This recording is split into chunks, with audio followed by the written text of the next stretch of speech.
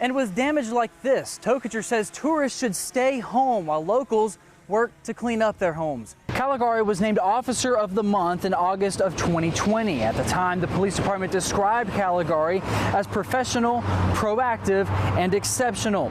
But just a few months after he was caught on camera beating a handcuffed man, Caligari was behind the wheel of his patrol car when he was involved in a fatal motorcycle accident. There is rain going sideways. When we first got out here for this live shot, it wasn't raining that much, and of course the rain started right when the show started as well. This is your traditional packet of Splenda, and as you can see, it fits right in the palm of my hand. But let's just say that fentanyl is what's inside this packet. Well, District Attorney Keith Blackwood says that would be enough fentanyl to kill 500 people. The roof is just completely shredded. Those winds were that powerful. Now, that was supposed to be a shelter for 10,000 people. Most of us have one of these, an ID card. Now, we use it for things like making big purchases, buying a house, going to vote, and even applying for a job. Now, some people would argue that this is the key to getting homeless people off the streets. There are over 3,200 non-citizens in the state of Alabama who are somehow registered to vote. In our area alone, we have 580 of them. As WKRG News 5's Asher Redd reports, the fentanyl crisis is a national issue that has ushered itself onto our local streets. One by one, fentanyl is taking the lives of young people. It's a reality that Ashley Rowell discovered when her nephew, 18-year-old Jace Ward, was found dead back on August the 6th. Rowell, who works in law enforcement, says Jace took what he thought was a Percocet the day before. I was at work when the call came through dispatch, and I could hear the dispatcher receiving information from 911. Then a dark feeling came over Rowell. She says she just couldn't shake it. Not knowing that it was her nephew, she had just heard an overdose call on the radio. The feeling urged her to go to the locker room to say a quick prayer. And when I got up to leave the locker room, I just had this feeling come over me. And I can't explain it. I can't describe it. But I just knew. And it was confirmed at that time that it was Jace. Jace was the oldest of 5 siblings and had just graduated from Mary G. Montgomery High School in May. Rowell says Jace planned to join the Army and was in the recruiting process. It happens again every day, every day. Every day that I wake up, he dies again. He's gone again. Jace had a brief struggle with opioids and had just completed a voluntary 33-day inpatient treatment. Within 48 hours of him leaving the facility, he was dead. The day of his overdose, Jace went to work. It was there that his uncle Joel Rowell says that Jace could have been involved with the wrong crowd. And to this day, whoever gave those drugs to Jace has never been caught. You know, it's hard to know that, you know, the last bad decision that he made, you know, cost him his life. Just knowing his character, I think it was just bad influences around him. Jace's family wants parents to simply open their eyes. They say kids are closer to these drugs than most parents would like to think. If it could happen to him, it could happen to anyone. Jace's death is still an active investigation. Hey, Nash, it's Jace. I ain't gonna be able to call you back today, but Thursday I'll be able to call you at the same time. So if you see this number, just try to answer. I want to talk to you. Love you. In Sims, I'm Asher Redd, WKRG News 5. Glock switches. They're small devices that can be attached to handguns, turning them into fully automatic weapons. Local law enforcement and prosecutors are once again calling for them to be banned in Alabama. WKRG News 5's Asher Redd is live at Government Plaza in downtown Mobile. Asher, officials there fully support this bill becoming state law. Yeah, Pete and Roseanne, I actually had the opportunity to fire a gun that had a Glock switch on it earlier today. And I'll say, in my time, I've spent a lot of time on a gun range, and I thought that I would have this completely under control, but I was sadly mistaken. It was the exact opposite. I have no control whatsoever of where those bullets went.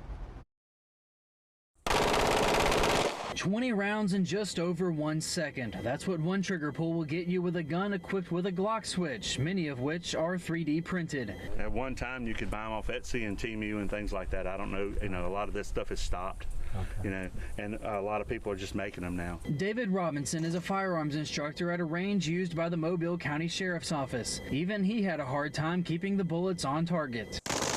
The intended target is this bowling pin target right here. And you could see when he gave the demonstration, the spray where he can't control the gun. Mobile County Sheriff Paul Birch simulated what would happen if someone shoots into a home, something that he says we see way too often. Imagine those silhouettes on the other side of this wall, and this is the wall of the home. Imagine that guy right there was just sitting on his sofa watching a ball game, and he catches these rounds. Glock switches give semi-automatic weapons the ability to shoot fully automatic by preventing the firing pin from locking back when the trigger is pulled. You can't control it. It's fun, but you can't control it. And then it was my turn to shoot. I was given a 10-round magazine, and I've never shot a Glock switch before, and this is how it went. Oh my gosh, uncontrollable. It is. Republican State Representative Matt Simpson of Baldwin County is a prosecutor with the Mobile County DA's office. And he steps up to take a shot with a Glock switch. I'm a prosecutor, so I've had a chance to shoot one in the history. It's the same as I'll remember. You know, it's one of those things that you just have absolutely no control over where the bullets are going. Simpson says only U.S. attorneys are able to prosecute those found in possession with a Glock switch. Meanwhile, a statewide ban would allow state district attorneys to handle those cases. If I stopped you today, you had a Glock, pistol with a Glock switch in it or a trigger activator, we would seize that weapon, and it may be 3, 6, 8 months before you're indicted. They're already illegal. This just adds more opportunities for the state to get involved and protect our citizens, as opposed to waiting on the feds, and for whatever reason the feds haven't been overly aggressive prosecuting this type of crime. And Democratic State Representative Philip Ensler and he's from Montgomery, has pre-filed a bill for the next legislative session banning Glock switches in the state of Alabama. The House passed a similar bill in the last legislative session, but that bill just didn't get through the Senate. Live in Mobile, I'm Asher Redd, WKRG News 5. WKRG News 5's Asher Redd is talking with that mother and the district attorney to get his stance. With locked doors and no lights, the Play and Learn daycare here in Saraland seems to be closed, but that wasn't the case on February the 23rd. I'm done. I'm